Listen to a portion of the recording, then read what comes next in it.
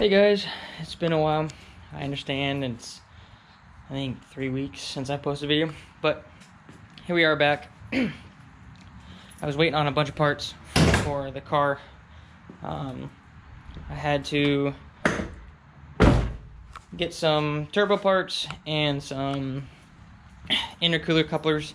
I was waiting to see if I could get the seafoam through the system since the car's been sitting for a while. I was wanting to make sure that was the only problem that I was having. So I found out that my turbo on the exhaust side of the turbo anyway, I had an exhaust leak causing oil to go everywhere. So I was trying to get the oil to stop leaking, but there was only one issue. It was the turbo housing where the turbine meets.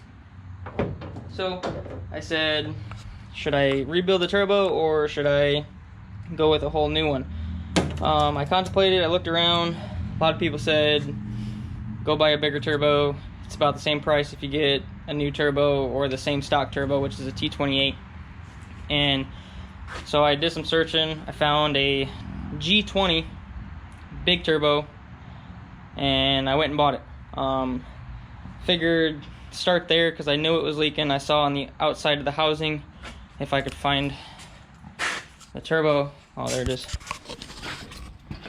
So if you look here at the turbo, this is the old one I had in the car. I found out that maybe it would be a better-ish option to just rebuild it, but I ended up finding out I would have to send it out and have it get balanced and all that fun stuff. So this housing here was leaking oil through here into the exhaust, causing all my white smoke as I drove it. So I couldn't find a really good rebuild kit, but I ended up just saying, well, let's go bigger. So the only thing is this is the only turbo that out of the three I have that has just the smallest bit of play. So I figured it was okay. Well, I guess not. So we ended up getting the G20, like I said.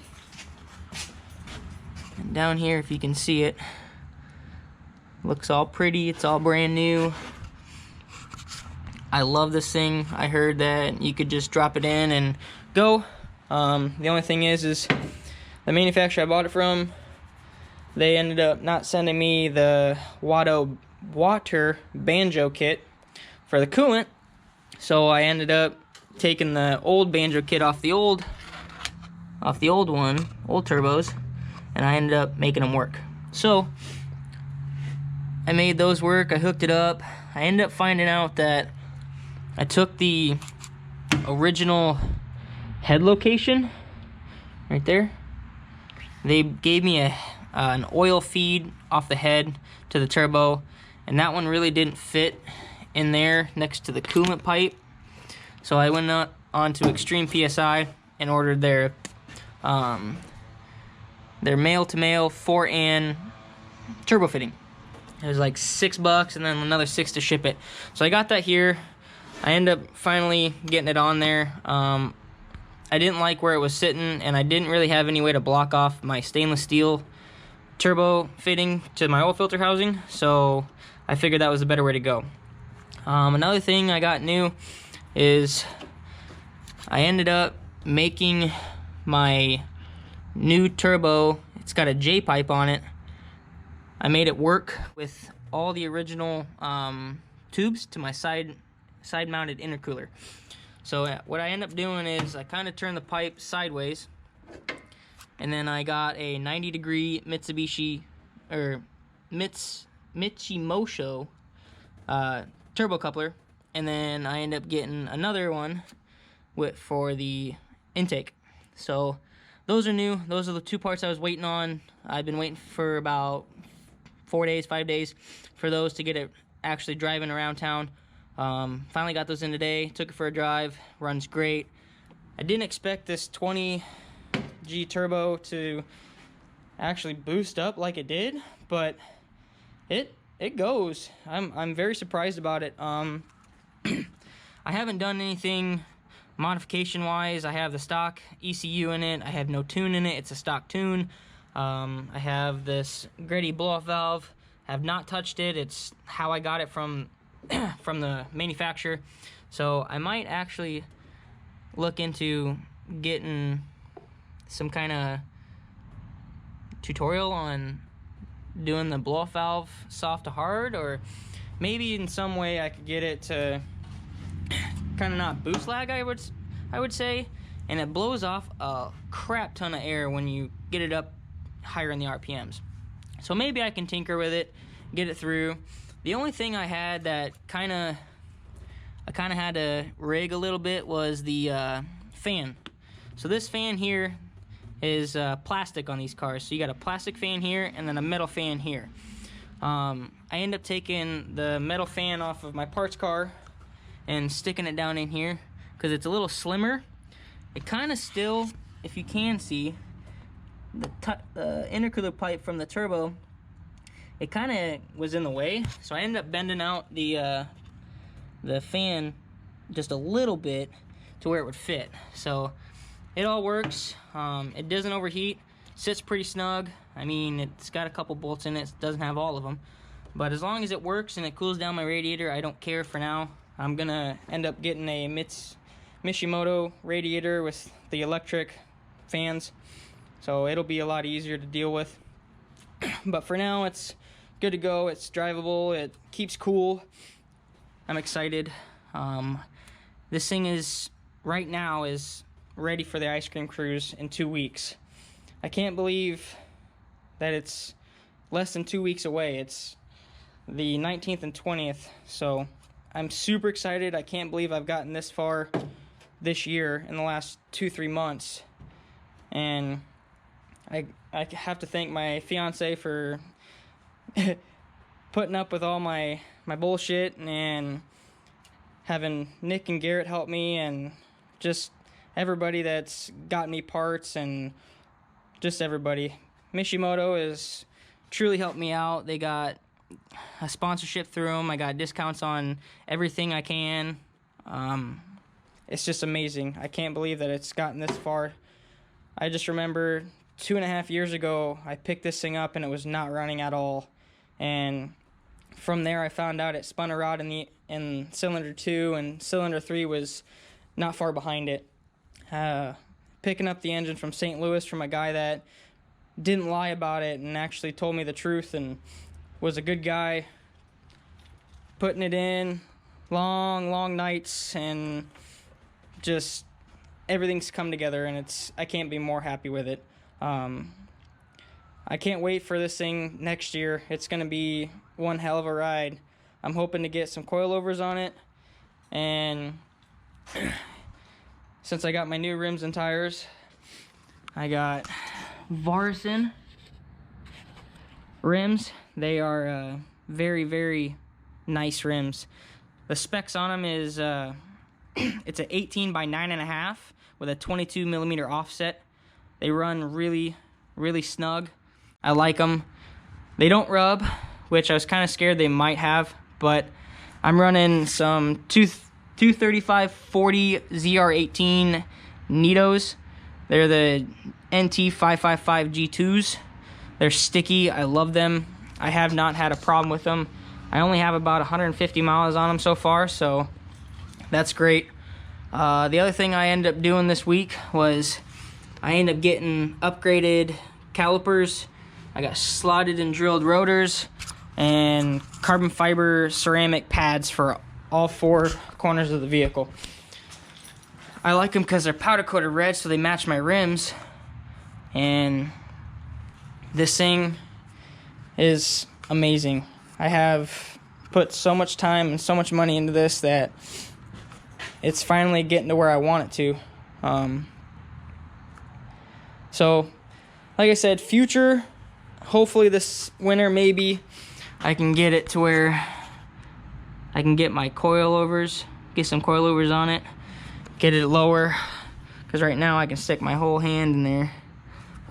Everybody keeps telling me I need to get some coilovers on it, but right now I'm just trying to figure out all the maintenance stuff before I get really big into spending some money. I got to fix a couple small oil leaks. Valve cover's leaking just a little bit. My front cover's leaking just a smidge. Other than that, it's dry. So, like I said, I can't thank everybody enough that's helped me through this and actually gotten me to where I wanted to go. So, I will be honest with you though, I went driving with it and it wouldn't start on me. So we ended up popping the hood, and I didn't realize that the hood was not latched, and I did crack my carbon fiber hood. So I'm gonna see if I can do some tinkering with that, get it fixed. This was the crack. It didn't crack on the inside other than right that little piece there. So hopefully it's fixable. But then I got a little bit there and a little bit in the corner. So hopefully it's fixable. I think it's possible.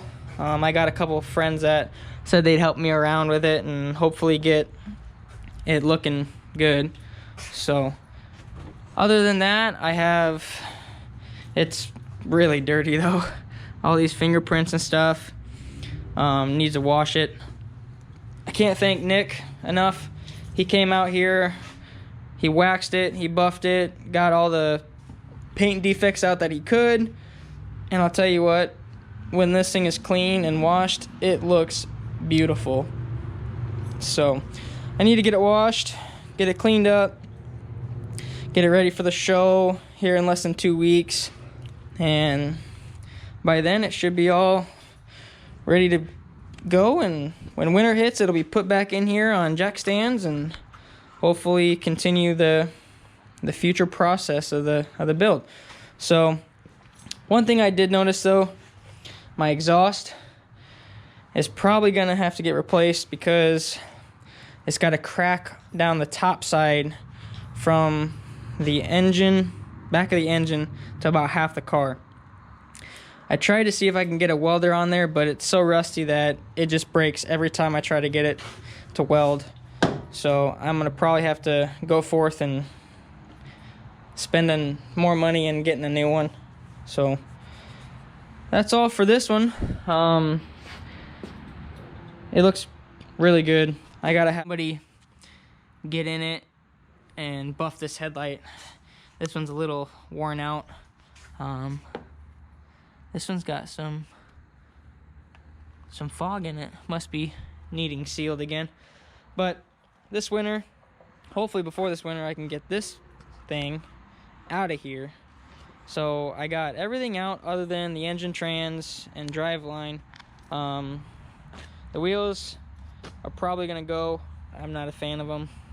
I need to pull out the drive line, rear diff, front transfer case and engine and transmission. Then I can set that inside the garage in my shed, get that one all set up. If anybody needs parts other than the drive line, you're more than happy to contact me and we can get something going for you. I think I'm gonna keep the bumpers though, because I don't know, I like the way it looks, but then I'm kind of iffy about it. So if you contact me, let me know. I might just make you a deal. But everything else is going. So if you want the rims, you can make me an offer. Car's really rusty though. That's the reason why I'm not messing with it anymore. It got really bad. I was not aware of the rust when I went and looked at it. It was middle of winter in Iowa, and if you're from Iowa, you know some of the winters are bad and you get a lot of snow. Well, we did, and this thing was up to almost the door handle in snow, and I didn't actually look. So this thing's gonna go to the scrapyard as soon as I get it gutted and everything I need off of it. But I mean, it's a clean interior. It's got clean dash. It's got a hole in it though from somebody putting a boost controller in there. The seats are kind of ripped up.